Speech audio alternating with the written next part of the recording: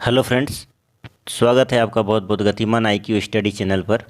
और जैसा कि आपको इस चैनल पर हमेशा न्यू अपडेट वैकेंसी के बारे में भी बताया जाता है, वो चाहे स्टेट गवर्नमेंट की हो या सेंट्रल गवर्नमेंट की वैकेंसी हो। तो आज ऐसे ही एक शानदार जॉब के बारे में हम आपको इस जानकारी से अवगत कराएंगे, जो एक बेहतर फ्यूचर या बेहतर भविष्य का निर्माण करती है। हमारे समाज और देश के युवाओं को एक अच्छा अवसर मिला है इस वैकेंसी को लेकर। तो आइए हम आपको इस चैनल के माध्यम से इस वैकेंसी या रोज़गार के बारे में जानकारी उपलब्ध कराते हैं। इससे पहले यदि आप इस चैनल पर नए हैं तो तुरंत सब्सक्राइब करें ऐसे ही न्यू वैकेंसी अपडेट पाने के लिए। क्यों? क्योंकि यहाँ पर मैं हर प्रकार की वैकेंसी जो भी आपके लाभ में रहेगा, जो आपके लिए यूजफुल रहेगा और जो ज़्यादा से ज़्यादा रोज़गार के लिए अवसर प्रदान करेगा, ऐसी वैकेंसियों को मैं आपके लिए लाता रहूँगा और आपको अपडेट करता रहूँगा। तो आप जल्द से जल्द सब्सक्राइब करें और शेयर करें अपने मित्रों को, ताकि वो भी इसका फ़ायदा उठा सकें। और आइए आगे हम चलते हैं। वीडियो पसंद आने पर, जानकारी अच्छी लगने पर आप लाइक भी करें। तो आइए देखते हैं इस वैकेंसी के। ये वैकेंसी उत्तर प्रदेश सरकार यूपी गवर्नमेंट की है। उत्तर प्रदेश पुलिस भर्ती है, जैसा कि आप देख पा रहे हैं यहाँ पे आप अच्छे से देख पा रहे हैं। उत्तर प्रदेश गवर्नमेंट, उत्तर प्रदेश पुलिस भर्ती एवं पदोन्नति बोर्ड। एड्रेस है 19C तुलसी गंगा कॉम्प्लेक्स, विधानसभा मार्ग, लखनऊ, उत्तर प्रदेश है।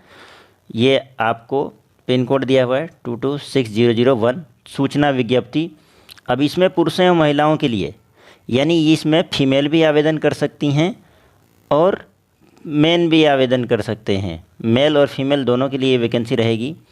उप निरीक्षक नागरिक पुलिस तथा पुरुषों के लिए प्लाटून कमांडर PAC एवं अग्निशमन द्वितीय अधिकारी के पद भी हैं इसके अंदर, जिस पर सीधी भर्ती ली जा रही है 2020 और 21 के अंतर्गत।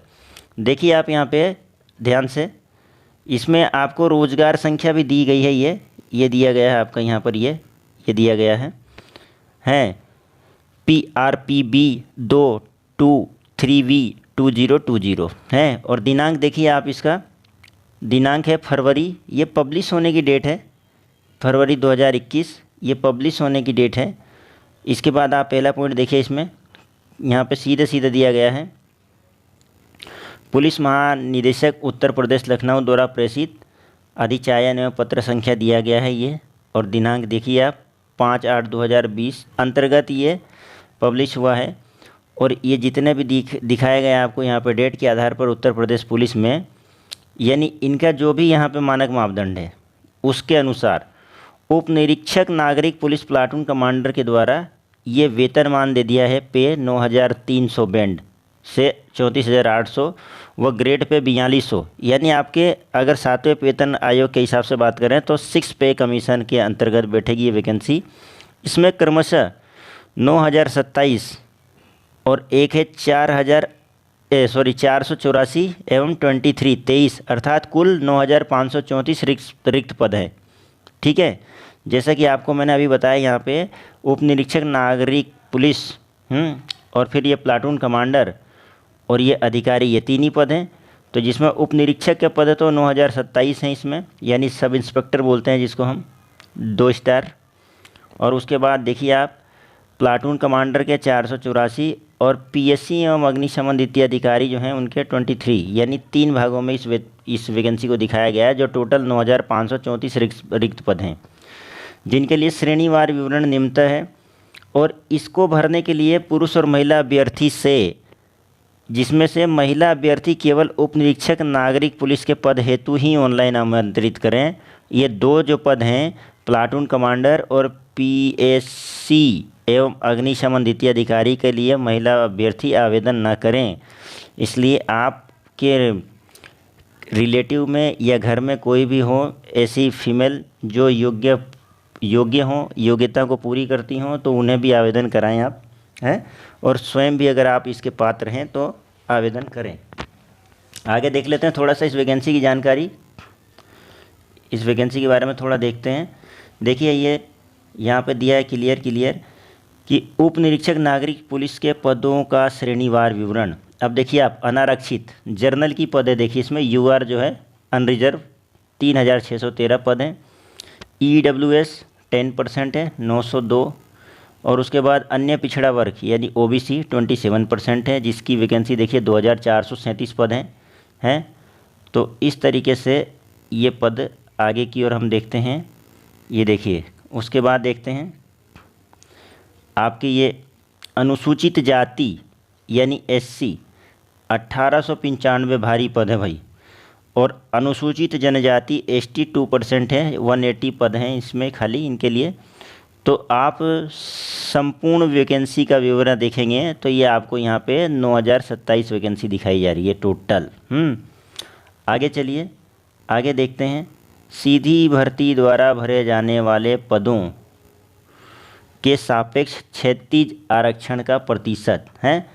अब इसमें देख लीजिए, ये आरक्षण के बारे में बताया है। तो हम इसमें क्या करते हैं, आपको ये स्वतंत्रता संग्राम सेनानी है उनको 2% है, भूतपूर्व सैनिकों को 5% है, जिसमें पदों की संख्या भी दे रखी है, 5% में इतने पद हैं, 2% में इतने पद हैं। और उसके बाद देखिए महिलाओं के लिए 20% है, 1805 पद हैं। तो ये सब आप नोटिफिकेशन में देख सकते हो। इससे पहले मैं आपको कहना चाहूँगा कि हमारे गतिमान IQ स्टडी नाम से ही चैनल टेलीग्राम पर भी है, जहां आपको ये रोज़गार संख्या और ये विज्ञप्ति अपलोड मैंने कर दिया है। वहाँ जाकर आप यहाँ से टेलीग्राम से भी आप डाउनलोड कर सकते हैं इस वैकेंसी को हैं। इस पूरे परफॉर्मे को आप वहाँ से टेलीग्राम चैनल से मेरे डाउनलोड कर सकते हैं। गतिमान IQ स्टडी के नाम से टेलीग्राम पर जाएं और वहाँ से डाउनलोड करें, और वहाँ भी चैनल को सब्सक्राइब कर लें ताकि आने वाले नोटिफिकेशन आपको मिलते रहें, यूट्यूब पर भी और टेलीग्राम चैनल पर भी। आगे देखिए, इसी में आगे चलते हैं। प्लाटून कमांडर PSC, इसमें अनारक्षित पद देखिए, प्लाटून कमांडर वाली जो वैकेंसी थी उसमें अनारक्षित पद हैं, ये आपको दिखा रखा है यहाँ पे आपको बता रखा है 194 पद हैं। EWS 10% 48, अन्य पिछड़ा वर्ग 131। तो ये सभी पदों की जानकारी दी है। प्लाटून कमांडर ये 484 पद है, जैसा मैंने आपको शुरू में ही बताया था हैं। इसके बाद आगे देखते हैं सीधी भर्ती द्वारा भरे जाने वाले क्षैतिज आरक्षण। तो ये अभी मैंने आपको बता ही दिया। इसके अंदर इसके प्लाटून कमांडर में 2% इतना 10 पद है, भूतपूर्व सैनिक में इतना है। और अग्निशमन द्वितीय अधिकारी की अगर हम बात करते हैं, अग्निशमन द्वितीय अधिकारी की हम बात करते हैं तो वहीं पे देखिए कि टोटल 23 पद है। ये देखो आप दिखा रखा है ये दिखा रखा है। तो अगर हम इसकी बात करते हैं तो आप देखिए यहाँ पर सीधे कि यहाँ पर क्या है, ये 23 पद है, और यहाँ अनारक्षित के लिए 10 पद है, और EWS के लिए 2 है। ऐसे करके ये टोटल जो आपके 23 पद हैं। तो ये आपकी जो वैकेंसी है वो कहाँ की है, ये किसके लिए है, ये अग्निशमन द्वितीय अधिकारी के लिए। आगे चलते हैं हम। सीधी भर्ती द्वारा भरे जाने वाले पदों के सापेक्ष क्षैतिज आरक्षण। अब उसमें भी आरक्षण का बात तो ये ज़्यादा इम्पोर्टेंट नहीं है, आप देख लेना डाउनलोड करने के बाद, जहाँ मैंने आपको बता दिया वहाँ ये मिलेगा। उसके बाद आप देखिए ये सीधे आपको बता रहा है यहाँ पे कि 5% तथा अभ्यर्थियों को 20% क्षैतिज आरक्षण उत्तर प्रदेश शासन के कार्मिक विभाग द्वारा समय समय पर जारी किए जाएंगे। यानी उनको जो आरक्षण है उत्तर प्रदेश सरकार इस तरीके से जो बताया गया है उस हिसाब से दे रही है। आगे आइए हम देखते हैं कि प्रथम परीक्षा के पूर्व किसी भी समय रिक्तियों की संख्या में परिवर्तन हो सकता है। तो ये तो अधिकार रहता है वहाँ की स्टेट गवर्नमेंट को कि रिक्तियों की संख्या को घटा भी सकते हैं और बढ़ा भी सकते हैं। आगे ऑनलाइन आवेदन का समय सारणी देखिए, ये वेरी इंपॉर्टेंट है भाई, इसको ध्यान से देख लीजिए। ये ध्यान से देख लीजिए, ये आपके काम की चीज़ है। ऑनलाइन आवेदन प्रारंभ होने की तिथि देखिए, आज तो 25 मार्च है जब मैं इस वीडियो को बना रहा हूँ, और आवेदन प्रारंभ होने की तिथि है 1/4/2021। यानी 1/4/2021 से आप स्टार्ट करेंगे, और आवेदन शुल्क जमा कराने एवं आवेदन पत्र सबमिट करने का अंतिम तिथि दिया है 30/4, यानी पूरा 1 माह का समय है आपके पास, 30/4/2021 रात्रि 12 बजे तक। तो आप इस समय को ध्यान रखते हुए तुरंत प्रभाव से जाएं और भरें। आवेदन शुल्क की बात कर लेते हैं तो इसमें 400 रुपये शुल्क है। देखिए आप यहाँ पे दे रखा है, सभी अभ्यर्थियों हेतु आवेदन शुल्क 400 रुपये निर्धारित किया गया है। तो ये आपको आवेदन शुल्क है।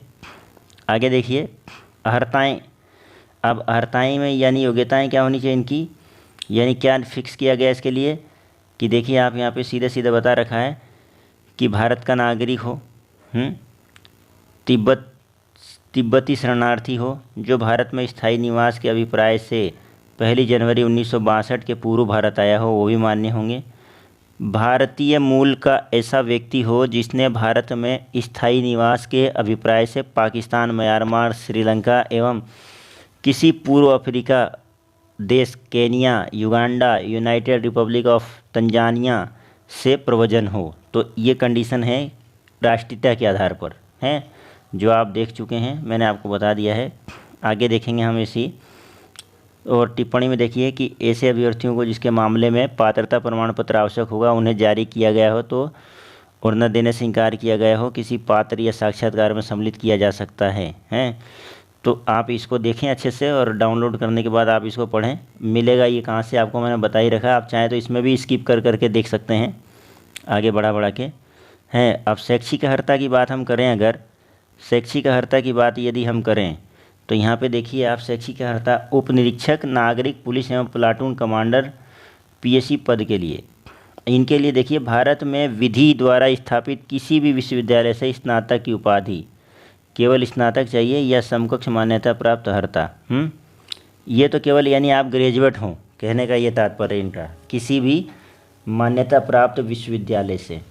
और फिर देखिए अग्निशमन द्वितीय अधिकारी के लिए देखिए भारत में विधि द्वारा स्थापित किसी भी विश्वविद्यालय से विज्ञान में स्नातक की उपाधि या सरकार द्वारा उनके समकक्ष मान्यता प्राप्त कोई अर्हता हो। आगे टिप्पणी देखते हैं ज़रा। आवेदन करने की अंतिम तिथि तक अभ्यर्थी को अपेक्षित शैक्षणिक अर्हता अवश्य धारित करनी चाहिए तथा उसकी अंक तालिका का प्रमाण पत्र उसके पास उपलब्ध होना चाहिए। अंतिम तिथि तक आपके पास ये होना चाहिए भाई। अपेक्षित शैक्षणिक अर्हता हेतु परीक्षा में सम्मिलित हुए एपीएड अथवा सम्मिलित होने वाले अभ्यर्थी पात्र नहीं होंगे। अब जो अभी पेपर दे रहा है, कहते हैं ना कि मेरा लास्ट ईयर है यार, बस फाइनल है, लास्ट ईयर है मेरा, चल रहा है, मैं भर सकता हूँ क्या, तो वो नहीं होंगे पात्र हैं। पात्र वो होंगे जिनके पास मार्कशीट उपलब्ध है, यानी आपका रिजल्ट आ चुका हो और आपके पास मार्कशीट भी, अंक तालिका भी हो। आवेदन पत्र में प्रदर्शित शैक्षणिक अर्हता की यथार्थता, शुद्धता, समकक्षता को सिद्ध करने के लिए एक अभिलेखीय साक्ष्य प्रस्तुत करने का दायित्व अभ्यर्थी का होगा है। तो जितने भी आप शैक्षिक अर्हता और ये शुद्धता, समकक्षता के सिद्ध करने के लिए अभिलेखीय साक्ष्य प्रस्तुत करने का दायित्व अभ्यर्थी का होगा। इस संबंध में बोर्ड का निर्णय अंतिम होगा। तो जो भी आपके जांच पड़ताल होगी कागज़ों की और जो भी आपका फॉर्म आप भरेंगे वो सब सोच समझ के और सही जानकारी, सटीक जानकारी देना ताकि बाद में दिक्कत ना आए आपको हैं। और अधिमानीय अर्हताएँ ये सब होती है जो अधिक अभ्यर्थियों के बराबर अंक प्राप्त करने की दशा में अधिमानीय अर्हता, जैसे आपके जितने नंबर आए उतने ही मार्क्स किसी और दूसरे कैंडिडेट के भी आते हैं, तो 4.4 के अधीन इनका नियम है कोई 4.4 पैरा में जो नियम टर्म्स एंड कंडीशंस दिए होंगे वो देखना आप जाके, तो उसमें ये नियम है। तो उसमें क्या है 4.4 के अधीन की वृत्तियाँ प्रदान की गई है, उसके अनुसार इन्होंने यहाँ पे दे रखा है कि DOE-SCC नाइटिल सोसाइटी से कंप्यूटर में ओ स्तर का यानी ओ लेवल प्रमाण पत्र प्राप्त किया हो, प्रादेशिक सेना में न्यूनतम 2 वर्ष की अवधि तक कार्य किया हो अधिमानीय अर्हता में, और राष्ट्रीय कैडेट कोर का बी प्रमाण पत्र यानी NCC में बी सर्टिफिकेट हो आपको। तो अगर ये है तो आपका चयन पहले होगा। क्या? आपका चयन पहले होगा। ठीक है, आगे आयु की बात कर लेते हैं हम, ध्यान से देखें। आयु की बात करते हैं हम। तो आयु में देखिए यहाँ पे दिखा रखा है कि भर्ती के लिए आवश्यक है कि दिनांक 1 जुलाई 2021 को 21 वर्ष की आयु प्राप्त कर ली हो और 28 वर्ष से अधिक की आयु नहीं हो हैं, अर्थात अभ्यर्थी का जन्म 1993 से 1 जुलाई 1993 से पूर्व का नहीं हो तथा 1 जुलाई 2000 के पश्चात न हुआ हो। ये आयु है। अगर आप इसमें बैठते हैं या बैठती हैं तो आप तुरंत प्रभाव से फॉर्म भरें और अप्लाई करें। बहुत अच्छी जॉब है ये। उसके बाद चरित्र, अभ्यर्थी का चरित्र ऐसा होना चाहिए कि सरकारी सेवा में जा सके, यानी कि उसके ऊपर किसी भी तरह का केस प्रकरण दर्ज ना हो, है, जो एक नागरिकता के विरुद्ध क्राइम ना किया गया हो, क्रिमिनल प्रोसेस का ना हो, है ना, किसी प्रकार के उस पर केस या कोई आरोप ना हो, कोई अदालती कार्रवाई ना चल रही हो उस पर, तो इस तरह का चरित्र प्रमाण पत्र अच्छा होना चाहिए। सरकारी सेवा में सेवा योजन के लिए सभी प्रकार से उपयुक्त हो सके, ऐसा उसका चरित्र होना चाहिए।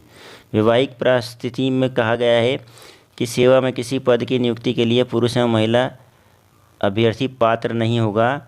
नियुक्ति के लिए ऐसा पुरुष या महिला पात्र नहीं होगा जिसकी एक से अधिक पत्नियां या पति जीवित हों, हैं, यानी जिसने 2 शादी कर रखी, भाई वो मत भर देना इसको, नहीं तो इंक्वायरी पे फालतू में आपके ऊपर कोई क्लेम हो जाए, हैं, वो पात्र नहीं होगा। ठीक है, तो इस बात का भी ख्याल रखें। शारीरिक स्वस्थता में आपको मालूम है स्वस्थ होना चाहिए हर तरीके से, हैं, क्योंकि आप सब इंस्पेक्टर बनने जा रहे हैं, तो स्वस्थ नहीं रहेंगे तो आप कैसे काम कर पाएंगे। भर्ती की प्रक्रिया, उत्तर प्रदेश उप निरीक्षक नागरिक पुलिस सेवा नियमावली 2015 सप्तम संशोधन 2020 के अधीन किया जाएगा। अब ये क्या है, आप पढ़ लेना उसमें जाके, हैं। ऑनलाइन लिखित परीक्षा होगी, इसका जो पेपर होगा आपका वो ऑनलाइन होगा और लिखित परीक्षा होगी आपकी, ये यहाँ पे बता रखा है। ठीक है, तो ये भी 2015 के सप्तम संशोधन के अनुसार होगा। ऐसे अभ्यर्थी जिनके आवेदन सही पाए गए उनसे 400 अंकों की ऑनलाइन लिखित परीक्षा सम्मिलित होने की अपेक्षा की जाएगी, यानी 400 नंबर का पेपर होगा आपका इसके अंदर, भाई ध्यान से सुन लो अभी, हैं। और उसके बाद इस ऑनलाइन लिखित परीक्षा में वस्तुनिष्ठ प्रकार के 4 अलग अलग निम्नलिखित विषयों का क्या होगा, निम्नलिखित विषयों का एक प्रश्न पत्र होगा, हैं। 4 पेपर होंगे आपके इसमें। 4 पेपर कौन कौन से होंगे ये इसमें बता रखा है, देखिए इसमें बता रखा है। सामान्य हिंदी का एक पेपर होगा 100 नंबर का, और एक संविधान का होगा, सामान्य ज्ञान है वो भी 100 नंबर का, और मानसिक योग्यता और संख्यात्मक यानी आपके मैथमेटिक्स भी होगी लगभग, वो भी 100 का, और अभिरुचि एवं बुद्धि लक्षा परीक्षा, तार्किक परीक्षा, IQ टेस्ट का, वो भी एक रीजनिंग टाइप का पेपर होता है, वो भी 100 अंक का होगा आपका। तो ये टोटल आपके मिला के 400 अंक के एग्ज़ाम होंगे, हैं, 400 अंक, तो ध्यान रखना आप। ऑनलाइन लिखित परीक्षा ली जाएगी, 2 घंटे आपका टाइम मिलेगा आपको। तो इस प्रकार से आप इस एग्ज़ाम को भरें, और सेवा नियमावली में सप्तम संशोधन के अनुसार लिखित परीक्षा के प्रत्येक विषय में 35% अंक प्राप्त करना आवश्यक होगा आपको। कितना?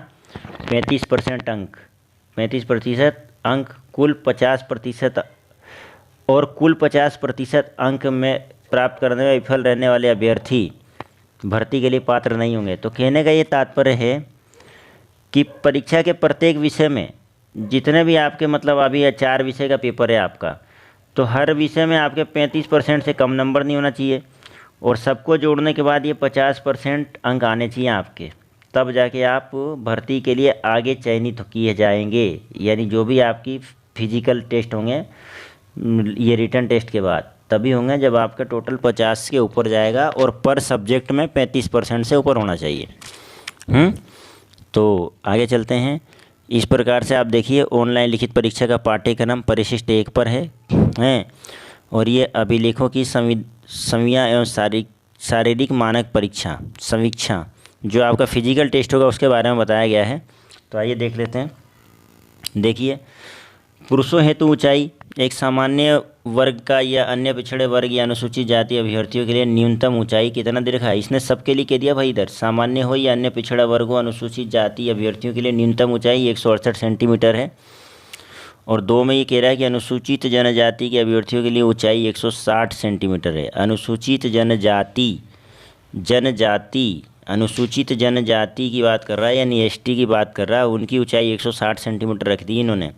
और बाकी अनुसूचित जाति जो है SC वाले भी बंदे हैं, OBC वाले हैं, जर्नल वाले हैं, ये 168 सेंटीमीटर में रहेंगे हाइट में। सीना सामान्य पिछड़ी जाति और अनुसूचित जातियों के संबंध में अभ्यर्थियों के लिए 79 सेंटीमीटर बिना फुलाए और फुला के कम से कम 84 सेंटीमीटर सीना चाहिए। और ST को तो भाई 77 सेंटीमीटर में हो जाएगा उनका, और फुलाने पर 82 रहना चाहिए, ऐसा इस विज्ञप्ति में कहा गया है। और न्यूनतम 5 सेंटीमीटर सीना का एक्सटेंशन यानी फूलना अनिवार्य है। ठीक है, यानी जब आप सांस खींचें तो 5 सेंटीमीटर आपका प्रसार होना चाहिए। ठीक, महिलाओं के लिए ऊंचाई देखो, अब महिलाएं फीमेल की बात की जा रही हैं तो सामान्य और अन्य पिछड़े वर्ग की और अनुसूचित जाति की महिलाओं के लिए न्यूनतम 152 सेंटीमीटर हाइट चाहिए, और अनुसूचित जनजाति की महिलाएं हैं उनको केवल 147 मीटर में ही काम चलेगा। 147 सेंटीमीटर सफिशियंट है उनका। और वज़न में अगर बात की जाए तो महिला अभ्यर्थी के लिए न्यूनतम वज़न केवल 40 केजी की होनी चाहिए, यानी 40 किलो भी अगर आपका वज़न है फीमेल कैंडिडेट में तो आप पर्याप्त हैं, आप इस भर्ती के योग्य हैं। और अभिलेखों की समीक्षा एवं शारीरिक मानक परीक्षा जिला मजिस्ट्रेट द्वारा नामित डिप्टी कलेक्टर की अध्यक्षता में गठित एवं समिति द्वारा की जाएगी। तो ये सारा उसका टर्म एंड कंडीशन है। शारीरिक दक्षता परीक्षा में देखिए आप, अब शारीरिक दक्षता परीक्षा में क्या होगा कि सफल होने के लिए पुरुष अभ्यर्थी को 4.8 किमी की दौड़ है, 4.8 किमी की दौड़ 28 मिनट में, तथा महिलाओं को 2.4 किमी की दौड़ 16 मिनट में पूरा करना अनिवार्य है या आवश्यक है। जो अभ्यर्थी दौड़ पूरा नहीं करेंगे वे भर्ती के लिए पात्र नहीं होंगे। तो ये आपको बता दिया गया है, आप डाउनलोड करके पढ़ लेना इसको अच्छे से। हैं, लिखित परीक्षा अभिलेखों की समीक्षा एवं शारीरिक मानक परीक्षा तथा शारीरिक दक्षता परीक्षा तिथि एवं समय की सूचना यथा समय अधिसूचित की जाएगी। वो खुद सूचित करेंगे आपको वेबसाइट पे या ईमेल पे। और लिखित परीक्षा अभिलेखों की समीक्षा शारीरिक मानक परीक्षा तथा शारीरिक दक्षता परीक्षा के लिए प्रवेश पत्र यथा समय बोर्ड की वेबसाइट। अब देखिए आप इधर ध्यान से, ये आपके बोर्ड की वेबसाइट रहेगी, ये इसको आप लिख सकते हैं और इस यहाँ देख सकते हैं, जहाँ से अब आगे की जानकारी आपको यहाँ से डाउनलोड कर लेनी होगी। जो भी देंगे ये वहाँ से दे देंगे आपको, हैं। तो ये साइट दे दी आपको, हैं। अब आगे देखते हैं हम चयन प्रक्रिया में क्या होगा। शारीरिक दक्षता में सफल पाए जाने वाले व्यक्ति जो होंगे, जो उम्मीदवार होंगे, उनके द्वारा 4.1 के अधीन ऑनलाइन परीक्षा में प्राप्त प्रसामान्यीकृत अंकों के आधार पर राज्य की आरक्षण नीति के दृष्टिगत रिक्तियों के सापेक्ष प्रत्येक श्रेणी के अभ्यर्थियों की श्रेष्ठता के क्रम में अनुसार चयन सूची तैयार करेंगे, यानी मेरिट लिस्ट के अकॉर्डिंग तैयारी होगी इसमें। फिर उसके बाद आपका चिकित्सा परीक्षण होगा, आपका मेडिकल टेस्ट होगा। अब आरक्षण व आयु सीमा में छूट। अब देख लीजिए आप, अनुसूचित जाति और अनुसूचित जनजाति और अन्य श्रेणियों के अभ्यर्थियों के लिए केवल उत्तर प्रदेश के मूल निवासियों को ही अनुमन्य है। यानी अभी आप इस चीज़ को ध्यान से सुन लें कि अगर आप सोचें कि मेरे को आरक्षण मिल जाएगा, मैं बाहर गाँव तो जाऊँ, तो आपको नहीं मिलेगा। केवल उत्तर प्रदेश के निवासियों के लिए है ये आरक्षण, बाकी आप तो सामान्य में ही काउंट होंगे। ठीक है, तो ये आरक्षण इस प्रकार से दे रखा है, 5 वर्ष का है आयु सीमा में छूट अनुसूचित जाति के लिए। अनुसूचित जनजाति को भी 5 वर्ष की छूट है, यानी 28 और 5 33 साल तक चलेंगे ये। अन्य पिछड़ा वर्ग भी 5 साल के छूट के अधिकारी रहेंगे। ठीक है, और ये सब आपको सर्टिफिकेट प्रमाण पत्र इन सक्षम अधिकारियों के द्वारा तैयार होने चाहिए, हैं। जाति प्रमाण पत्र प्रारूप 2 है, जो जिला अतिरिक्त मजिस्ट्रेट, आप जानते हैं, आप सबने बनवा रखा होगा ये। तो अतिरिक्त मजिस्ट्रेट या तहसीलदार का भी चलता है, तो वो आप यहाँ पे देख के उसको बना के तैयार रखें, हैं। हॉरिजेंटल आरक्षण में वही चीज़ें हैं फिर। और आगे मैंने आपको सब बता दिया, रोजगार सूचना संख्या, वेतनमान, जो योग्यता चाहिए वो सब हैं। तो इस प्रकार से ये अब जो टर्म्स एंड कंडीशंस हैं और भी चीज़ों की, वो सब बताई जा रही है इधर। तो इस प्रकार से इस विज्ञप्ति को आप डाउनलोड करके और पूरा अच्छे से पढ़ें और फॉर्म को अप्लाई करें। ये मेरा काम था आपको जानकारी देना, जो मैंने आपको जानकारी दे दी। अब ऑनलाइन आवेदन की प्रक्रिया है थोड़ी सी, जो यहाँ बताई गई है, वो देख लीजिए आप। आवेदन करने हेतु ऑनलाइन आवेदन पद्धति लागू है। ऑनलाइन आवेदन के समय अभ्यर्थी अपनी अर्हता संबंधी समस्त प्रमाण पत्र अंक तारीखों की स्कैन कॉपी अपलोड अटैच करेंगे। ध्यान से देख लेना है भाई, ये आवेदन करने की प्रक्रिया 7 नंबर का जो पॉइंट है उसे ठीक से पढ़ के करना आप लोग। ऑनलाइन करना है आवेदन, और सभी डॉक्यूमेंट्स आपके डाउनलोड करके अपलोड करना है आपको अटैच करके। और ऑनलाइन आवेदन पत्र भरने की प्रक्रिया निम्नानुसार होगी। कैसे होगी, देखिए आप, निम्नानुसार होगी। बोर्ड की वेबसाइट से भरा जाएगा। ये वेबसाइट है, आपको बता दिया था अभी थोड़ी देर पहले। और आवेदन को भर जाने हेतु वेबसाइट पर दिए गए विस्तृत भलीभांति समझ लें तथा उसके बाद आवेदन करें। और ये बोर्ड की वेबसाइट पर ऑनलाइन विज्ञापन के सम्मुख ये कैंडिडेट रजिस्ट्रेशन को क्लिक करने पर आवेदन पत्र का एक प्रारूप स्क्रीन पर प्रदर्शित होगा है। तो ये चीज़ आपको बता दिया गया है। ये तीसरा पॉइंट, ये सब अच्छे से देखते हुए आप जाके ऑनलाइन आवेदन कर सकते हैं।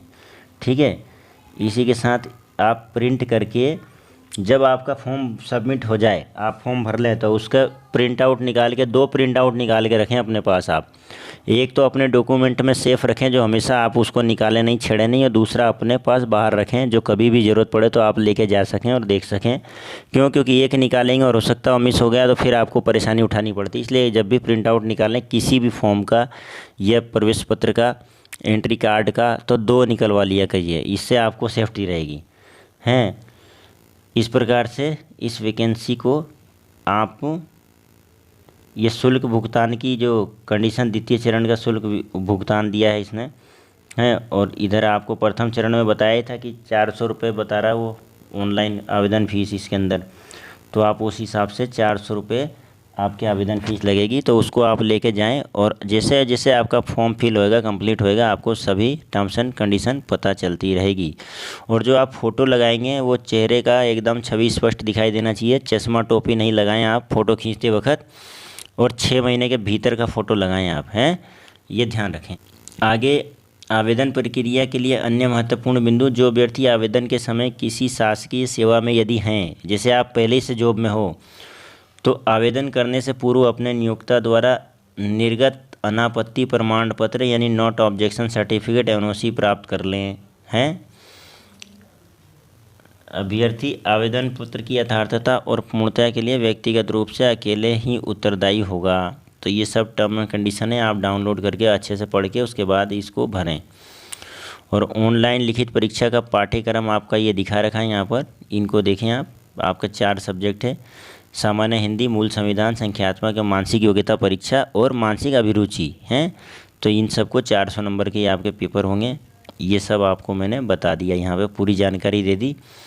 इसके साथ ही आप ये सब आपको ये प्रारूप दे रखा है पिछड़े जाति का सर्टिफिकेट का, तो ये सब तो आपने बनवा ही रखा होगा, नहीं बनवाया हो तो आप बनवा ले जाके। ये ST SC का दे रखा है हैं। ये उत्तर प्रदेश स्वतंत्रता संग्राम सेनानी के आश्रितों के लिए प्रमाण पत्र है। तो इन्होंने जो इनको चाहिए यहाँ अपलोड भी है, तो यदि आप चाहें तो यहाँ से भी प्रिंट आउट निकाल के बनवा सकते हैं। और अगर आपने पहले से बनवा रखे हैं ये चीज़ें तो आपको कोई दिक्कत आनी नहीं है। तो इस प्रकार से आपको इस वैकेंसी की जानकारी मैंने दी है।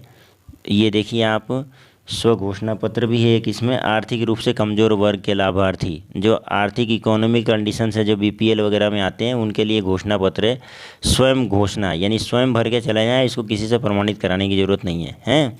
स्व घोषणा का मतलब स्वयं के द्वारा। और यहाँ आवेदक का पासपोर्ट साइज़ का अभी प्रमाणित फ़ोटोग्राफ लगेगा।